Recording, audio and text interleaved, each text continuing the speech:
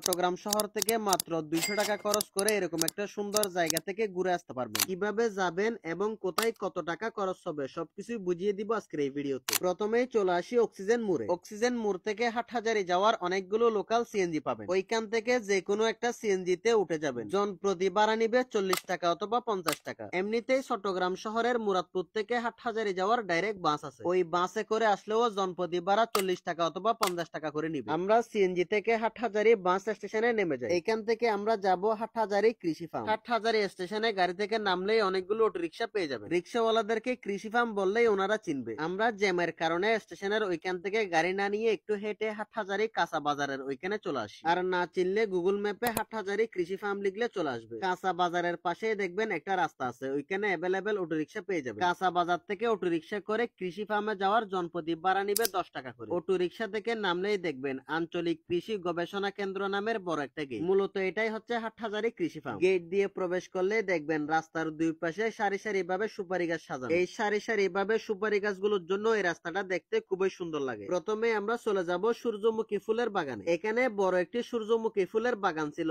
যেটা এখন নষ্ট হয়ে গেছে। কিন্তু আরেকটা বাগান আছে যেটাতে যেতে হলে একটু হাঁটতে হবে। রাস্তা থেকে নিচে নেমে সামান্য হাঁটলে এই বাগানে চলে আসতে পারবে। আমি নিজেও জীবনের প্রথম সূর্যমুখী ফুলের বাগানে আসছি। আগে কোনোদিন আসা হয় নাই, মানে জীবনের প্রথম সূর্যমুখী ফুল দেখলাম আর কি। আসলে সূর্যমুখী ফুল দেখতে খুবই সুন্দর, কিন্তু কথা হচ্ছে এই ফুলগুলো বেশি দিন থাকে না, কয়েকদিন পর নষ্ট হয়ে যায়। দেরি করে আসলে যদি আবার ফুলের দেখা না পান তখন আবার আমাকে গালাগালি করবে। ছবি তোলার জন্য সূর্যমুখী ফুলের বাগান হচ্ছে বেস্ট একটি জায়গা। আর যারা আমার মতো সিঙ্গেল আছো তারা চাইলে এই রমজানের মধ্যে ইফতার করতে চলে আসতে পারো। কিন্তু আপনারা ইফতারের প্ল্যানিং করতে করতে এই বাগানের ফুলগুলো ঠিক থাকে কিনা সন্দেহ। সূর্যমুখী ফুলের বাগান ঘোরা শেষ, এখন আমরা যাব গোলাপ ফুলের বাগানে। গোলাপ ফুলের বাগানটা একটু দূরে, তাই একটা রিক্সা নিয়ে নিই। কিন্তু রিক্সাওয়ালাও চিনে না, আমরাও চিনি না, শুধু জানি এখানে একটা গোলাপ ফুলের বাগান আছে। অনেকক্ষণ ওই রিক্সা নিয়ে কৃষি ফার্মের ওই দিকের এলাকাগুলোতে ঘোরাঘুরি করি, কিন্তু আমরা ছাড়া কেউ জানে না যে ওইখানে একটা গোলাপ ফুলের বাগান আছে। আমরা জানি কারণ আমাদের সাথে দুইটা বাল ফাকনা বড় ভাই ছিল। ওই রিক্সা নিয়ে অনেকক্ষণ ঘোরাঘুরি করার পর গোলাপ ফুলের বাগান খুঁজে না পেয়ে আমরা আবারও মেন রোডের ওইখানে চলে আসি। মেন রোডের এইখানে অনেকগুলো লোকাল সিএনজি পেয়ে যাবেন। যে কোনো একটা সিএনজি তে উঠে মিরেরহাট চলে আসবেন। মিরহাটের পরে একটা ব্রিজ আছে, ওই ব্রিজের ওইখানে নেমে যাবেন। ব্রিজের পাশে দেখবেন পশ্চিম দিকে একটা রাস্তা গেছে, ওই রাস্তা দিয়ে ভেতরে হাঁটতে থাকবেন। আর যদি না চিনেন তাহলে কাউকে জিজ্ঞাসা করতে পারেন সুইচ গেট অথবা গোলাপ ফুলের বাগানটা কোন দিক দিয়ে। কিছুক্ষণ হাঁটার পর একটা রেল লাইন দেখবেন, ওইটা পার হয়ে একটু গেলেই দেখবেন সবগুলো গোলাপ ফুলের বাগান। আর গোলাপ ফুলের বাগানের পাশে সবুজ যেগুলো দেখতেছেন এগুলো সব হচ্ছে পুদিনা। পুদিনা দেখার পর আমি একটা হুটহাট পুদিনা রেসিপি বানিয়ে ফেলি। এখানে অনেকগুলো গোলাপ বাগান, এখানে আসার পর যেদিকে মন চায় ওইদিকে ঘুরতে পারবেন। ওনারা কিভাবে গোলাপের চাষ করে এবং গোলাপগুলো তোলায় ওইগুলো দেখতে পারবেন। ওনারা নাকি একটা গোলাপ বিক্রয় করে 5 টাকা দিয়ে, কিন্তু ওই গোলাপটা শহরে এসে হয়ে যায় 20 টাকা। কথাটা শুনে খারাপ লাগলো, যারা তো কষ্ট করে তারাই টাকা পায় না। গোলাপ বাগানে ঘোরাঘুরি শেষ করে আবারও হেঁটে হেঁটে মেন রোডের ওইখানে চলে আসি। মেন রোড থেকে যে কোনো একটা গাড়িতে করে হাটহাজারী স্টেশনের ওইখানে চলে আসবে। ভাড়া নিবে জনপ্রতি 10 টাকা অথবা 15 টাকা। আর হাটহাজারী স্টেশনে আসলে অক্সিজেন আর মুরাদপুরের অ্যাভেলেবেল গাড়ি পেয়ে যাবেন। যে কোনো একটা গাড়িতে করে অক্সিজেন অথবা মুরাদপুর চলে আসতে পারবেন।